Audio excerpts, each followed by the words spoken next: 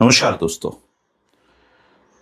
दिल्ली में सीबीआई ने एक बंदे को पकड़ा है और ये बंदा कोई आम आदमी नहीं है। ये हरियाणा कैडर के आईपीएस दीपक गहलावत हैं। दीपक गहलावत को क्यों पकड़ा गया है? दीपक गहलावत पे आरोप है कि उसने 3 करोड़ रुपए की रिश्वत ली। अब रिश्वत किससे ली? क्या किसी बिजनेसमैन से ली? क्या किसी और धंधा करने वाले से ली? किससे ली? दीपक गहलावत पे आरोप है कि उसने रिश्वत उन लोगों से ली जो हमें ये नकली दवाइयां बेचते हैं, और इन नकली दवाइयां बेचने वालों की वजह से भारत में हर साल लाखों गरीब लोग मर जाते हैं। हम डॉक्टर के पास ये सोच के जाते हैं कि वो हमें दवाई देगा और हम ठीक हो जाएंगे, पर उन दवाओं में बहुत सारी दवाइयां नकली होती हैं, घटिया क्वालिटी की होती हैं, नॉर्म्स पूरे नहीं कर रही होती हैं, और उन दवाइयों को बनाने वालों को पकड़ने के लिए जो टीम लगाई जाती हैं, वो टीम अगर रिश्वत खा के उनको छोड़ने लगे, उनको बचाने लगे, तो फिर जो भारत की गरीब जनता है उसका कौन रखवाला होगा? सीबीआई ने दीपक गहलावत को पकड़ लिया। अब दीपक गहलावत को सजा होगी नहीं होगी पता नहीं क्या निकलेगा, लेकिन एक चीज भारत में जरूर आप हम सब लोग मानेंगे दोस्तों कि पूरी दुनिया में लोग जा रहे हैं तरक्की की ओर और हम जा रहे हैं पताल की ओर। इसका सबसे बड़ा जो कारण है वो कारण ये है कि भारत में अधिकांश जो पदों पे बैठे हुए जो लोग हैं, जिनकी जिम्मेदारी है इस देश को आगे लेकर जाने की, वो भ्रष्ट हो चुके हैं। उनका पेट इतना बड़ा हो चुका है कि उसमें भारत की गरीब जनता की सारी अगर पाई पाई उनके पेट में डाल दी जाए तब भी वो पेट नहीं भर रहा है। इस देश के नेताओं ने, इस देश के अफसरों ने, इस देश की जुडिशरी ने और इस देश के करप्ट बिजनेसमैन लोगों ने भारत का कबाड़ कर दिया है दोस्तों। लूट लिया है हमारा देश इन लोगों ने।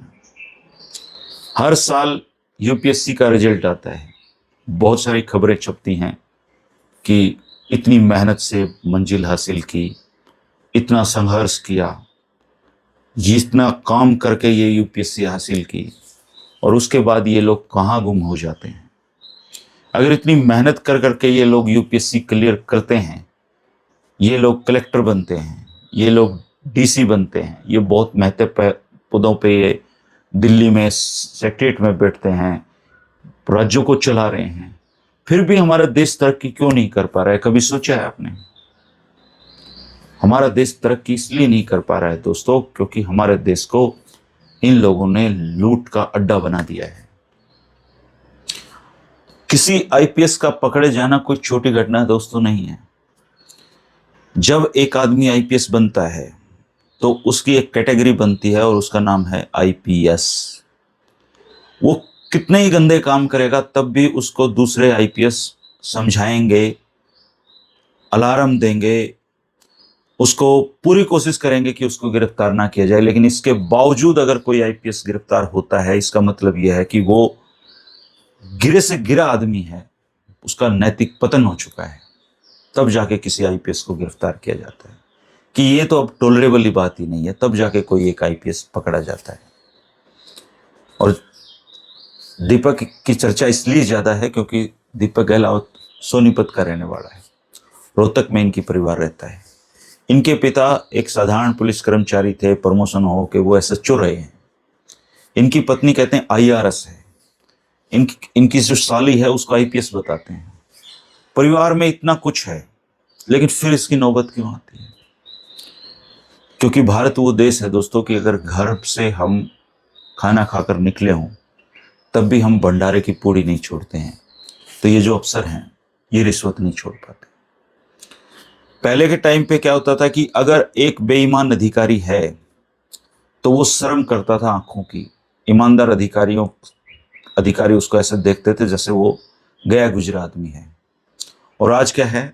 आज अगर कोई आदमी ईमानदार है, कोई अधिकारी, कोई आईपीएस, कोई आईएएस ईमानदार है, तो उसको दूसरे जो उसके साथी हैं वो ऐसे देखते हैं कि ये आदमी पागल हो चुका है। और इसके कसूरवार हम सब हैं, क्योंकि हम सब लोग एक ऐसा समाज ही नहीं बना पाए जहां ईमानदारी का कोई मूल्य हो। ईमानदार आदमी को तो हम पागल कहते हैं, ईमानदार आदमी को तो घर में भी इज्जत नहीं मिलती। इसलिए जब आदमी किसी महत्वपूर्ण पद पे पहुंचता है, जब आदमी विधायक बनता है, सांसद बनता है, वो उसके ऐसे पद पे पहुंचता है जब वो हमारा भलाई कर सके, तो वो उस पद पे पहुंच के कमीशन खाने लगता है, रिश्वत खाने लगता है। और इस देश को 1947 से लेके आज तक हम इसलिए तरक्की नहीं कर पाए हैं क्योंकि जिसको जहां मौका मिलता है, 1 रुपया कमाने का मौका मिल रहा है, वो 1 खा रहा है, और जिसको 100 कमाने का मौका मिल रहा है 100 खा रहा है। और इन लोगों का बस नहीं चलता, नहीं तो ये देश को बेच के इसकी रजिस्ट्री अपने नाम करवा लें। एक पूरा रैकेट बन चुका है दोस्तों भ्रष्ट लोगों का, इसलिए हमारा देश तरक्की नहीं कर पा रहा है। तो जब बच्चे घर में ये सवाल कभी आपसे पूछें कि पापा हमारा देश तरक्की क्यों नहीं करता है, तो आप उनको ये जरूर बताना बेटा कि हमारे देश में ईमानदार लोग उंगलियों पे रह गए हैं, इसलिए हमारा देश तरक्की नहीं कर पा रहा है। हमारा देश इस भ्रष्टाचार ने खोखला कर दिया है। आप किसी भी पढ़ाई को देख लो दोस्तों, पहली से लेके कोई भी हायर एजुकेशन की, कहीं भी आपको एक चैप्टर ईमानदारी पे नहीं मिलेगा। ये हमारी पढ़ाई की व्यवस्था है। पढ़ाई, नैतिक मूल्य, ईमानदारी, ये हम बच्चों को कभी बताते ही नहीं है। और हम क्या कहते हैं कि जब मौका मिल जाए तो भला करो अपनों का। इसी वजह से भारत तरक्की नहीं कर पा रहा है दोस्तों। और जो लोग फर्जी दवाइयां बेचने वाले लोगों से रिश्वत खा जाएं, आप सोच सकते हो उनकी मेंटलिटी किस तरह की रही होगी, या किस तरह के बेईमान और करप्ट लोग हो रहे होंगे। इसलिए अपने बच्चों को ईमानदारी का मूल्य समझाओ दोस्तों। इस देश को कोई नहीं बदल सकता। जितने प्रधानमंत्री हुए सब इस देश को बदलना चाहते थे, लेकिन बेईमान नेताओं ने, बेईमान अधिकारियों ने और बेईमान सिस्टम ने हमारे भारत की वो हालत कर दी है कि इसमें कभी सुधार नहीं आ सकता, कभी ये देश बदल नहीं सकता।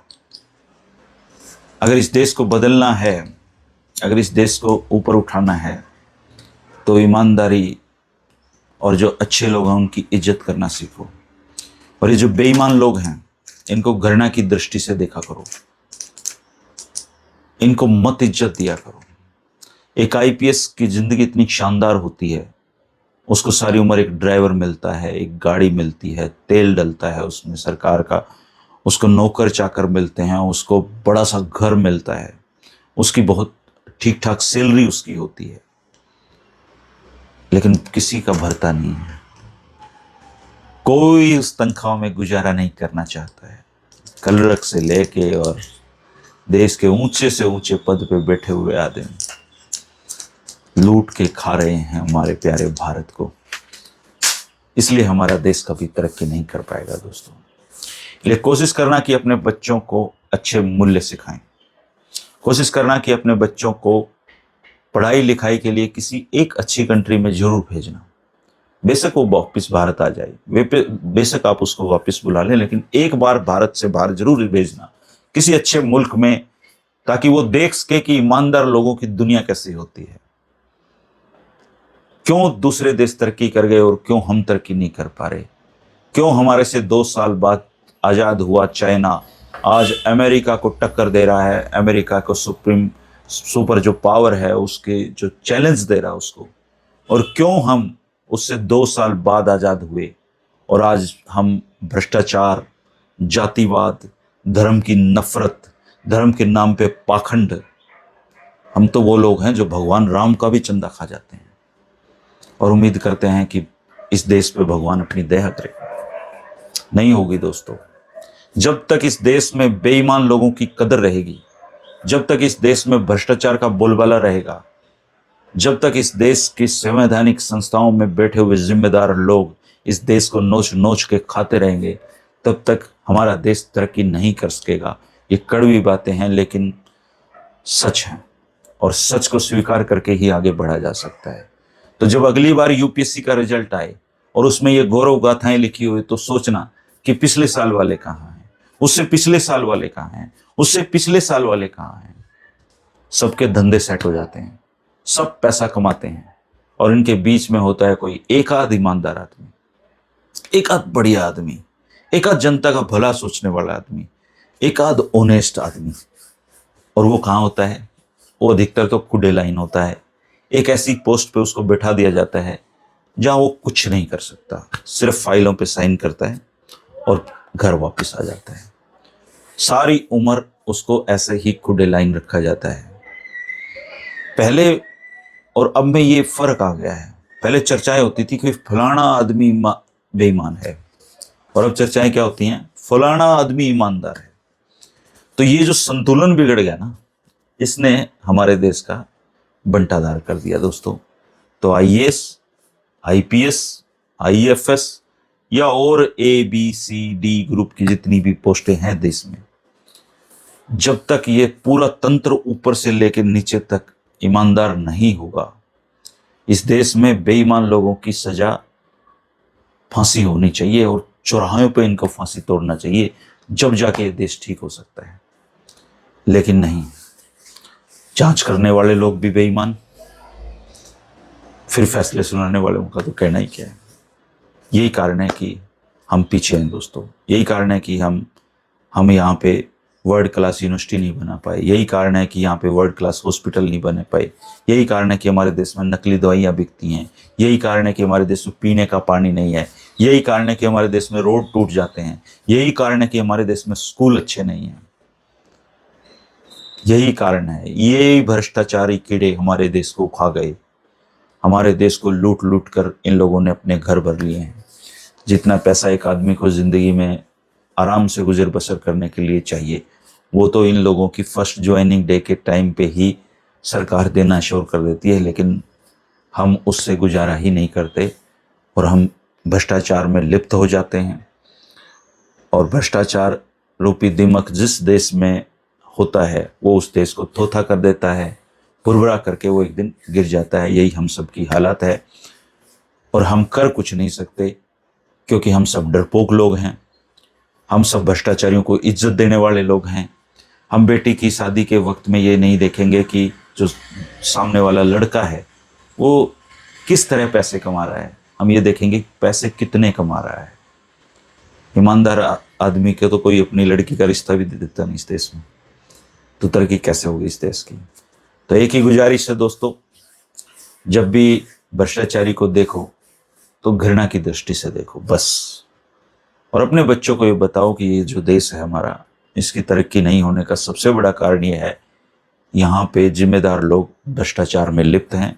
और तुम बेटा जब कभी जीवन में ऐसे पदों पे पहुंचो कि जब तुम जनता का भला कर सको, तो इस ईमानदारी की राह को मत छोड़ना, पकड़े रखना, मजबूती के साथ पकड़े रखना।